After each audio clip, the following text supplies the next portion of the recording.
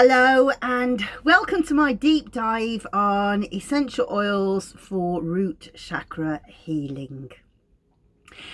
So for those of you who don't know me, I'm Elizabeth Ashley, the Secret Healer, and I'm a clinical aromatherapist with over 30 years professional experience. And right at the beginning of my career, the way that we were trained was in biofield healing. That we would look at the aura, the chakras, the meridian, and use those as ways of pulling the body's energy into line to be able to heal it more effectively. And you know, it's really gone out of fashion. So we're in 2025 when I record this.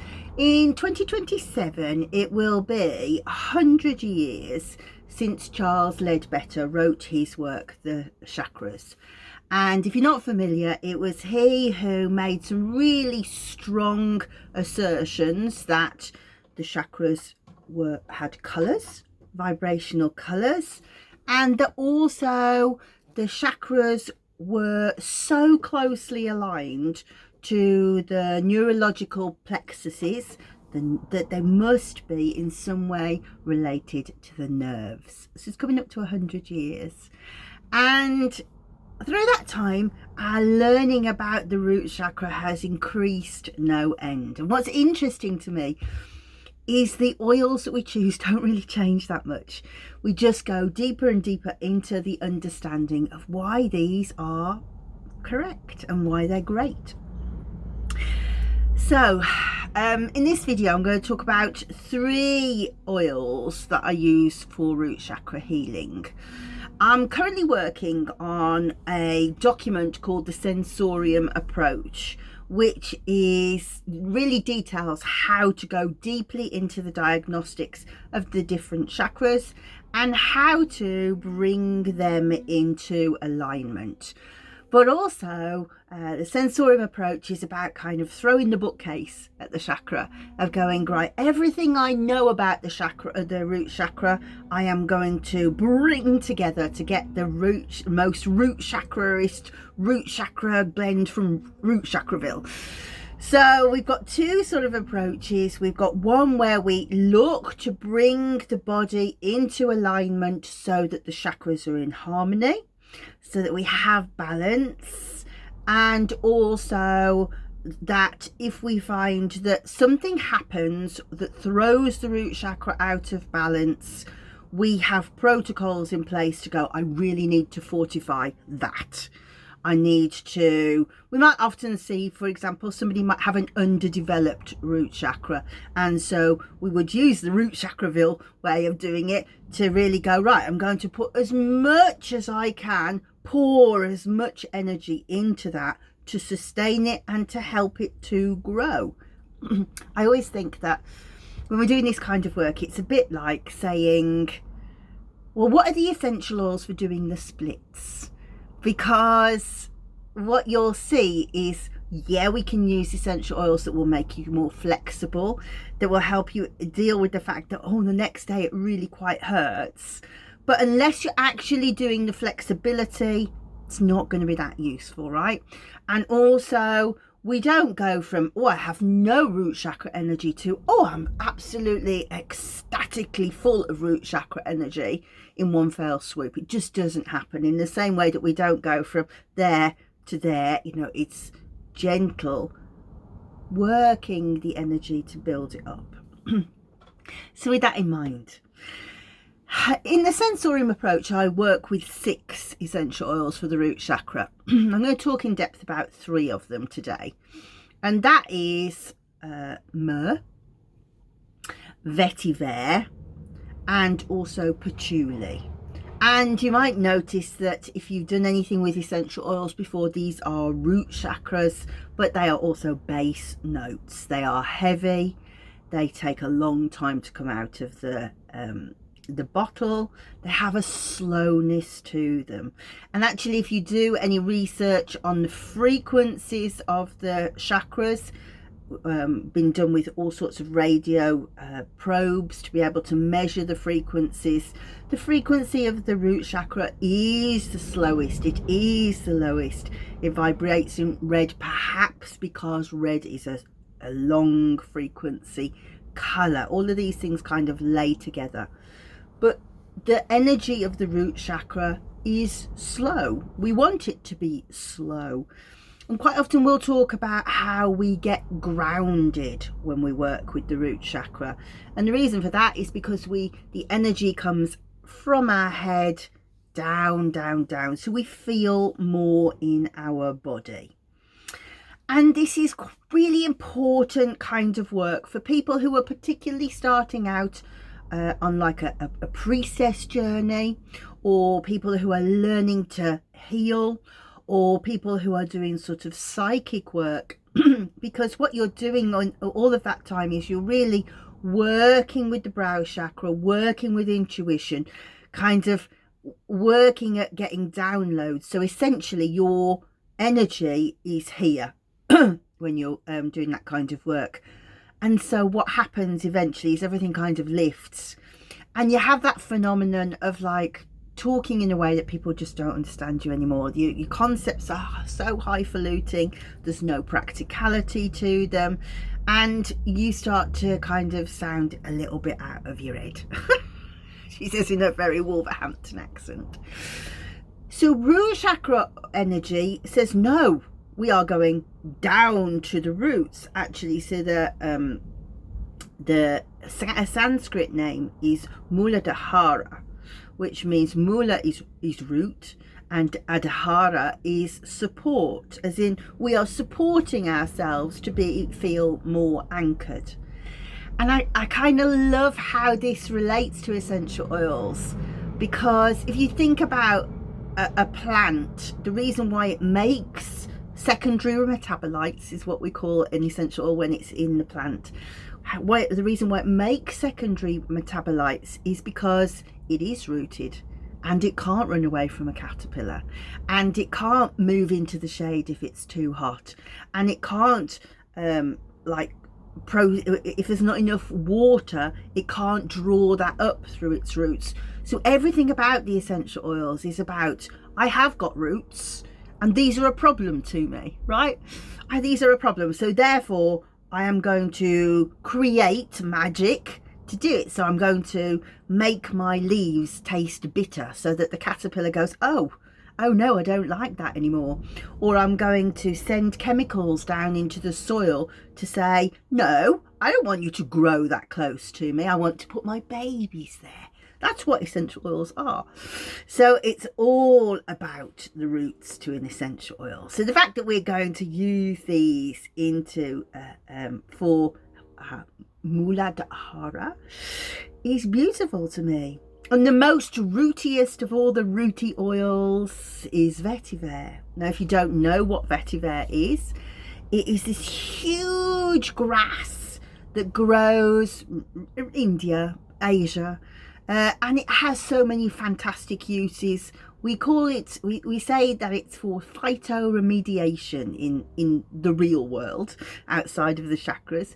So what that means is, for example, in Bali, there's been loads and loads of construction work which has caused soil erosion, and because Vetiver's roots go so far down into the ground, it anchors the soil, so the soil doesn't fall into the coral reefs.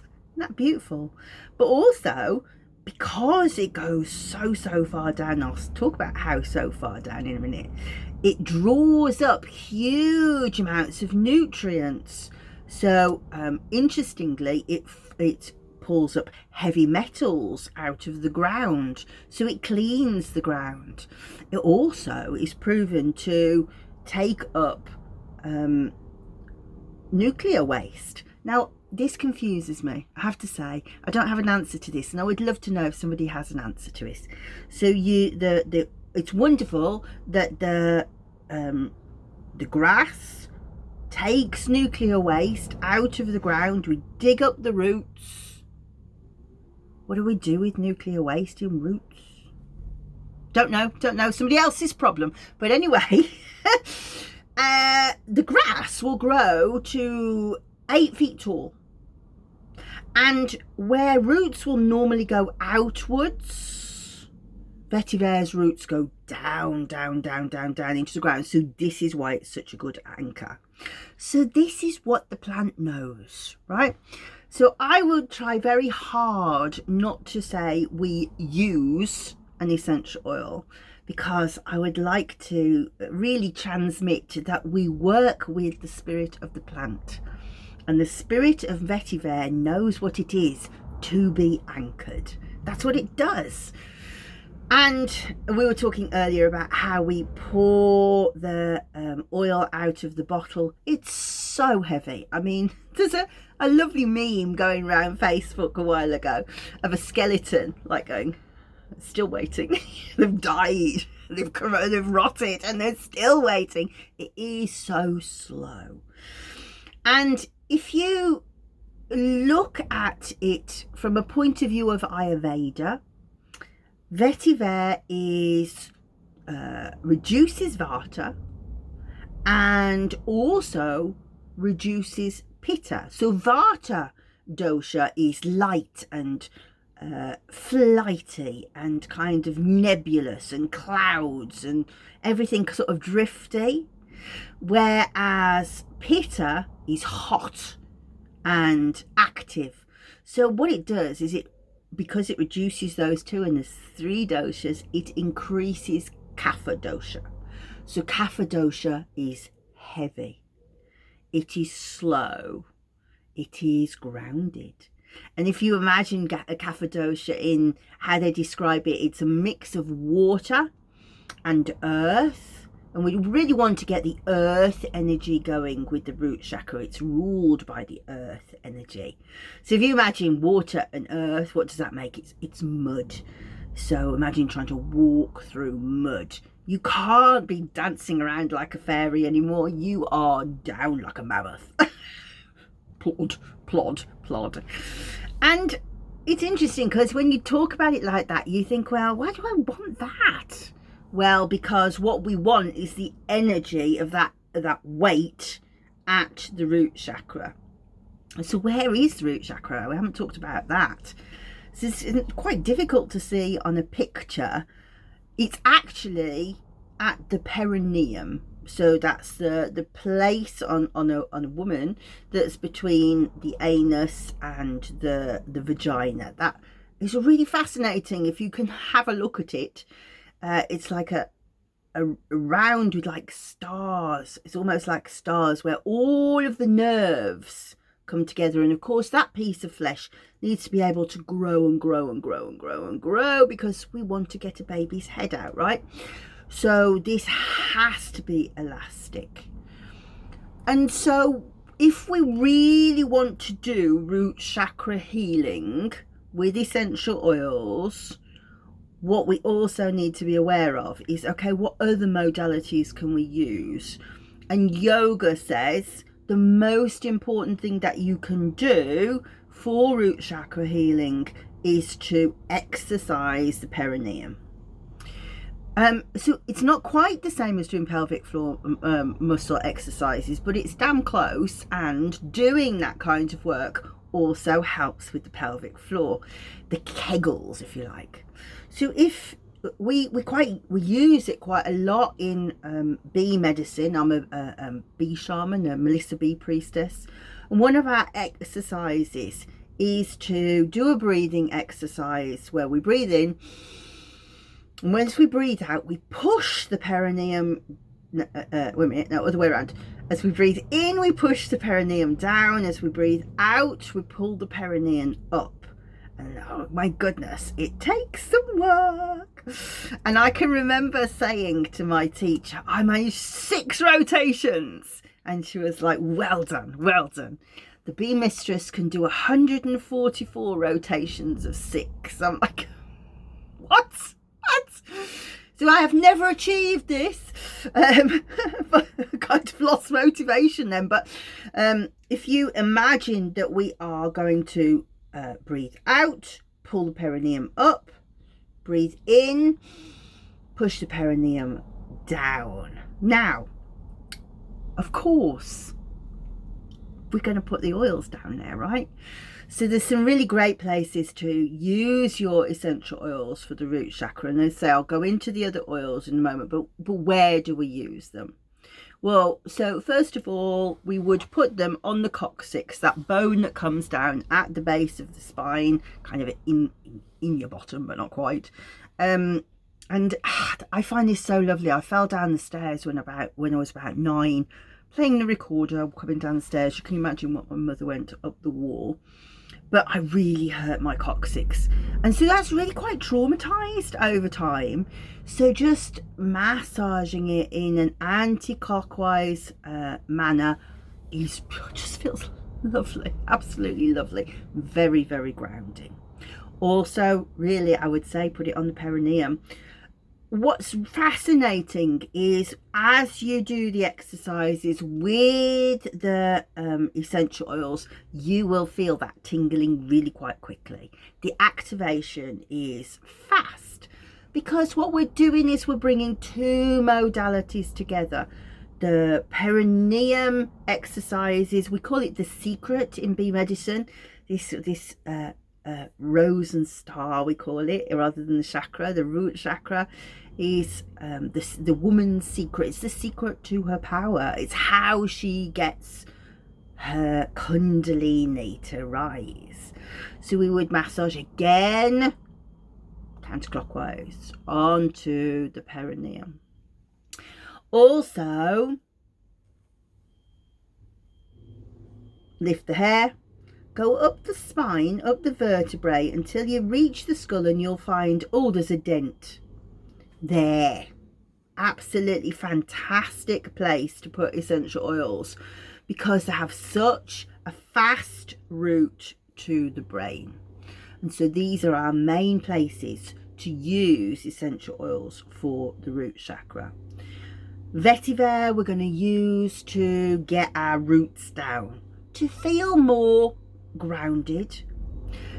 And one of the things that I really advocate, and this is what the Sensorium Approach teaches you, is you can have a list of essential oils in front of you and go, I don't know which one's me, I'll just put them all in together. And there's nothing wrong with that approach, but a better approach is to say, okay, well, what are the emotions that I'm feeling right now? Because the emotions give you a really good understanding of what's going on with your chakras. So if your root chakra is out of balance, you are likely to feel anxious, nervy, insecure. Security is absolutely your watchword with the root chakra. Excuse me. So vetiver is fantastic for those. And we often talk about root chakra opening. And we do want to do that, of course, because that's, you know, in meditation, in yoga, that's how we rise the power. But in everyday life, the chakra is always opening and closing, opening and closing. If you don't know, they're like wheels of energy that open and close in a clockwise direction. And you will want them to be lined up correctly over the spine.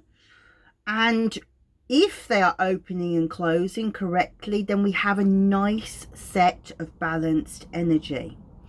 But some won't open, some will be too open, right? Now I have to say this happens less with the root chakra, in my opinion, than it does with the heart chakra and the sacral chakra. Certainly easier to understand them through those, but it definitely can happen.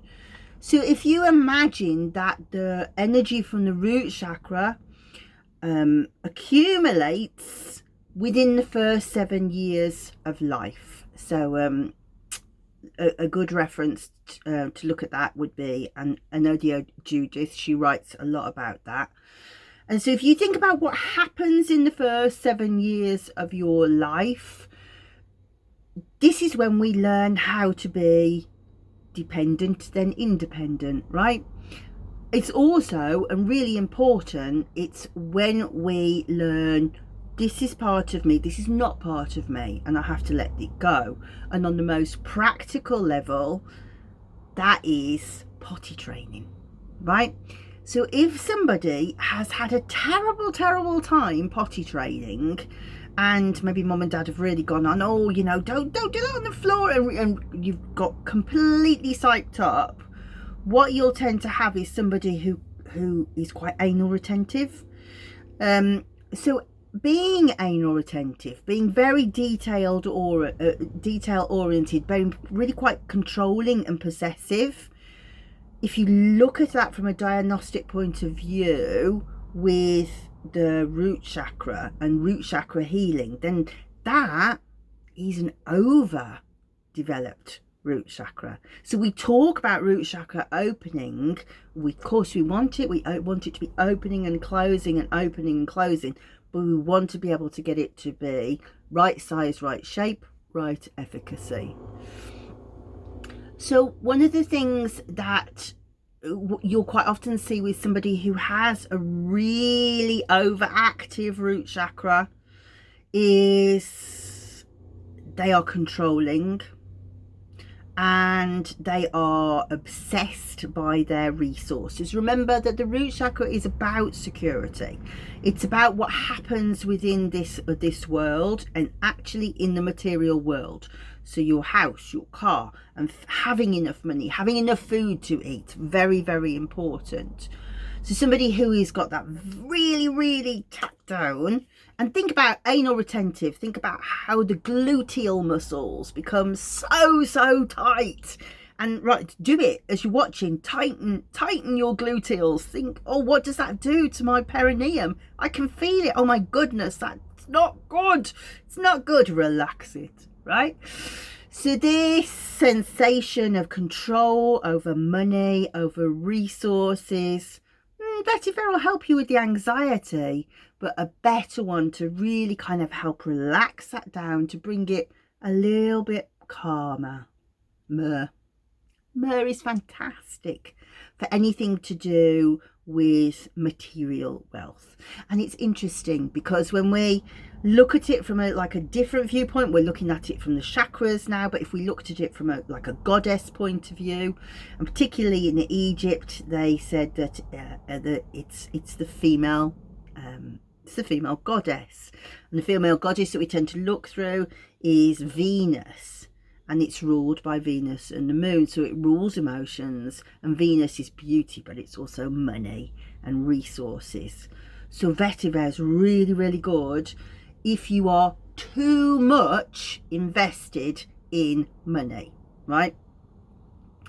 Incidentally, it's not a root chakra oil, but if you are somebody who's really struggling with, I am really worrying about money, geranium oil, get some in your bath right now. It's like the most beautiful thing that you can ever do for yourself. Geranium oil, when you are worrying about money, just lets it drift away. But just do a check-in with yourself right now. So think about, does my pelvis feel square? Because you're going to need your spine to be erect, straight, for those chakras to bring their energy up. So does my pelvis feel straight? What about those gluteal muscles? Tighten, release. Are they releasing? No. So we need some massage, lower back, gluteals. So whilst we're working on the chakra in those points that we talked about, massaging those areas will help to loosen, allow the energy to flow better and to congregate at the root chakra. And then finally, let's talk about patchouli. So I know people have a real love-hate relationship with patchouli, especially if you were around in the 1970s when all the bikers and the hippies had it. So if you are somebody that just goes, oh, I don't like patchouli because you remember that, please let me tell you that was synthetic patchouli. The real stuff is not like that. And do a bit of research, a bit of experimenting, because there's two different types of patchouli on the market right now. There's a light one and a dark one. And the difference is how they have been distilled. So, long story short, dark has taken on the properties of being in an iron still, a big iron alembic, usually done in India. Sorry, losing the power to speak. So the qualities are similar, but what you'll have is this deeper resonance with the dark one, and I feel it's like grungier and grittier and sexier. I mean, I love patchouli, and patchouli is like a good wine. You know, most essential oils have got an expiry date, but patchouli gets better as it ages. So if you can find a dark one, buy 2 bottles and put one away. It's an investment for the future. But why patchouli is so good is, remember right at the beginning I said how the energy congregates up in the head, and particularly if you're suffering from something like anxiety, it brings it right down into the body. So if this is something that you're interested in because you have perceived that maybe your sexuality is off. Sexuality is the sacral chakra, but Kundalini can't rise unless we've got the base chakra, the root chakra, supported and fortified. So to be able to feel in your body is like mind-blowing, really, right? So patchouli is absolutely beautiful for kind of just going, switch off those thoughts, bring down the energy to the heart, down into the body. Now, what's interesting about this is when you look at it from a tantric point of view, because I don't know if you're aware, the chakras is a tantric philosophy. It was in the Vedas around about 500 BC, but it wasn't until really they talked about energy, really, prana. It wasn't until the tantric philosophies came at around about the 11th century that there was an understanding of the 7 wheels of energy, and these 3 portals of energy that run through the body. So imagine 2 serpents coming up like that through the chakras, and then the channel that comes up through the middle. So Ida is the feminine serpent. She comes up from the left hand side of your perineum, and she comes across the body. So she comes up starts at the root chakra at the perineum. She comes up to the sacral chakra, comes up to the solar plexus chakra, comes up again to the heart chakra, up again to the throat chakra, brow chakra, and up at the top, crown chakra. Pingala is the male of the species, the male serpent, and he comes up from the right hand side. So Ida is the passive receptive principle. He's the active principle. So again, comes up from the right hand side of the perineum, up through the sacral chakra, up through the solar plexus, heart, throat, brow, and meeting at the top at the crown. And if you really think about it, you've seen that imagery. Even if you haven't seen it in Indian philosophy, you've seen it in the Uraeus, because this is also Egyptian, right? This is how they saw the climbing that the Uraeus came out for the pharaoh. He had control of his energies, and of course he was going to use it to reincarnate, but also to rule the country. And of course he was a living god, so that says a lot about this climbing. And if you're a Duran Duran fan, this is the union of the snake. This is the tantric sex of the union of the snake, that they rise together up, activating, joining at the top. That is the union of the snake is on the rise. Coming up through the middle is Sushumna, and this is a neutral channel, feminine, masculine, neutral channel, and the energy needs to be able to come up through that. Now, if you think about how the energy of the brain, intuition, thinking, stress, exhaustion, they make you too yin. They make too much of this feminine channel, right? If you are always competing, racing, working with no rest, too much of the masculine channel.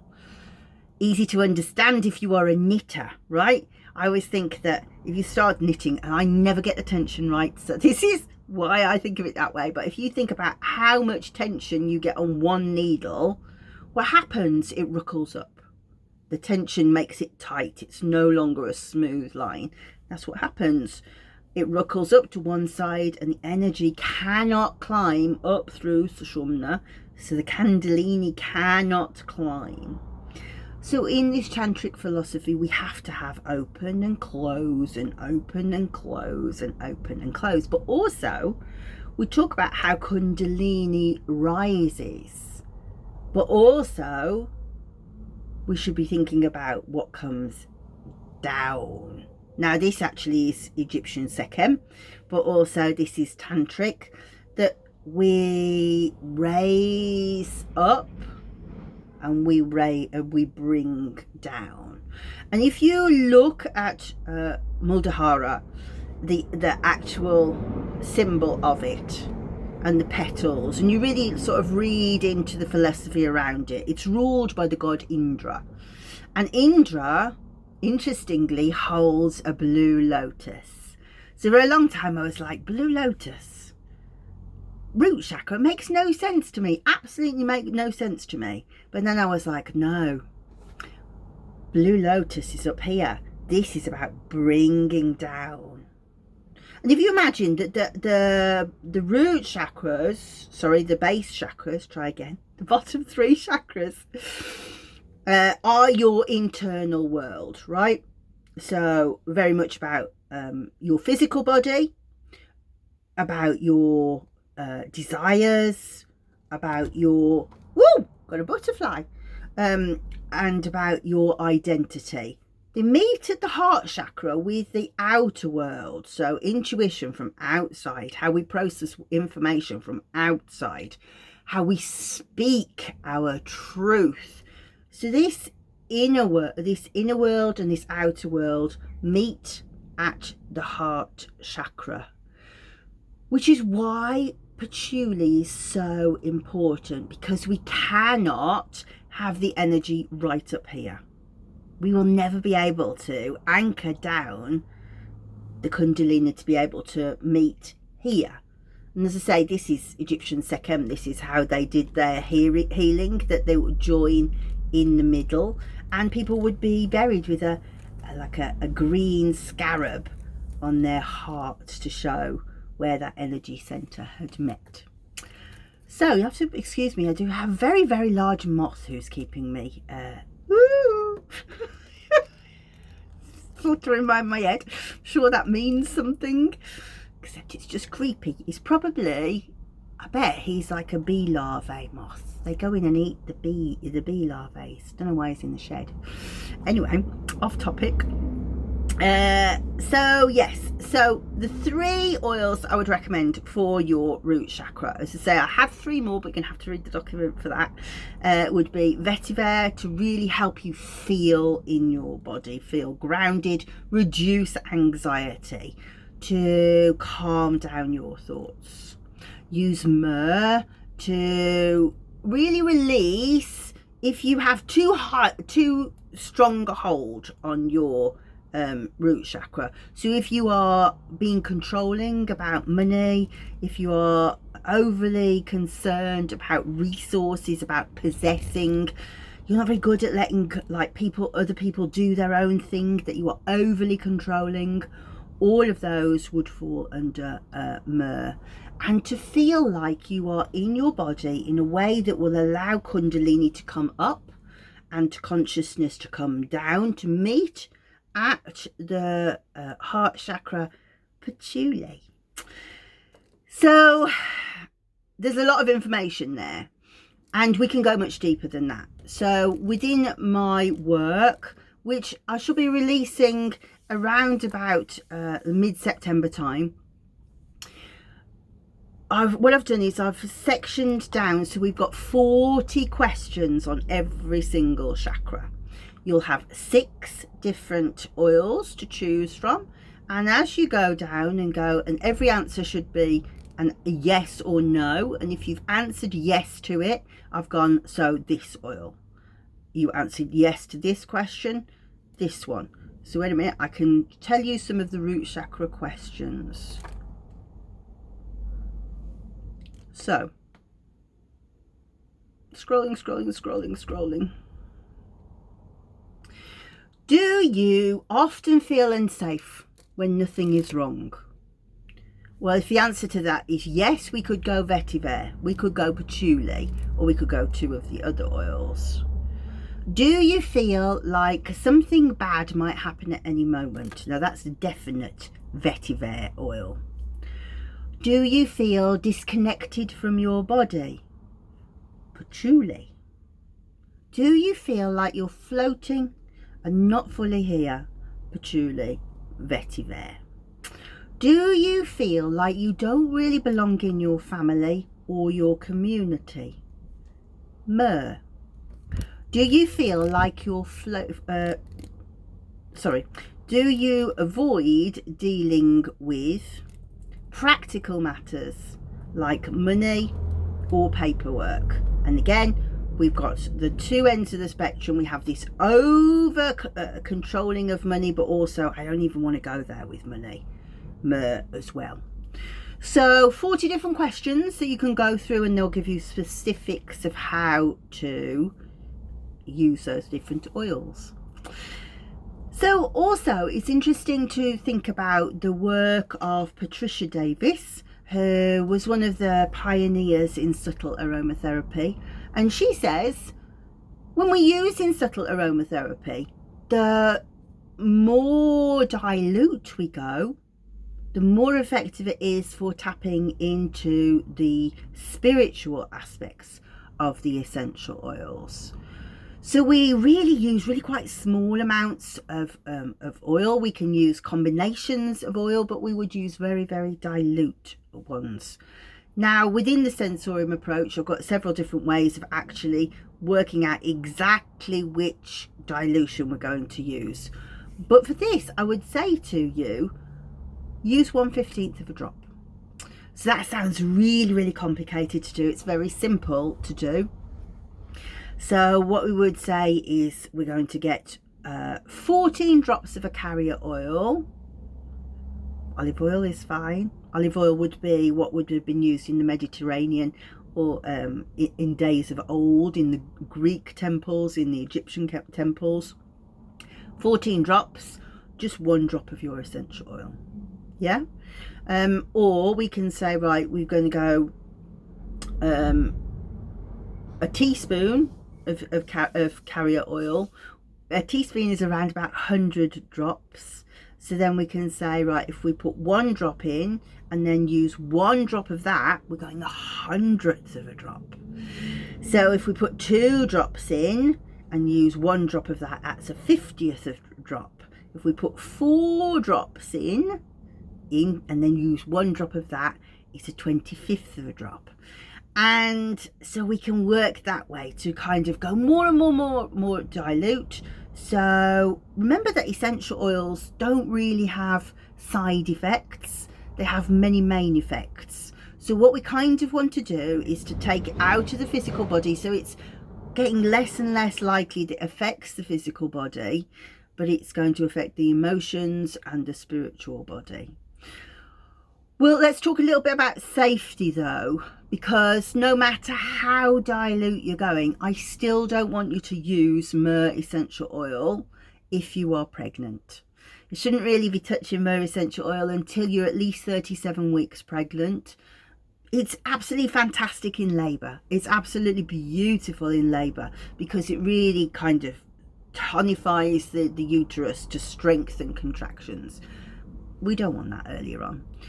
Patchouli, Vetiver. I would say don't use essential oils in the first 16 weeks of pregnancy, but at this very small dilution at 1/15 of a drop. Yeah, if you feel like you want to, great. And I would say if you are doing this work and you are pregnant and you are applying to the perineum, supercharge your big plan and use evening primrose as your carrier, because evening primrose will really soften the perineum, so it will stretch for you. But you're not going to want to use evening primrose till you're out into about 30 weeks of pregnancy. So before that, use the olive oil. But massaging the perineum, such a good plan for labour. So hopefully this helps you to start.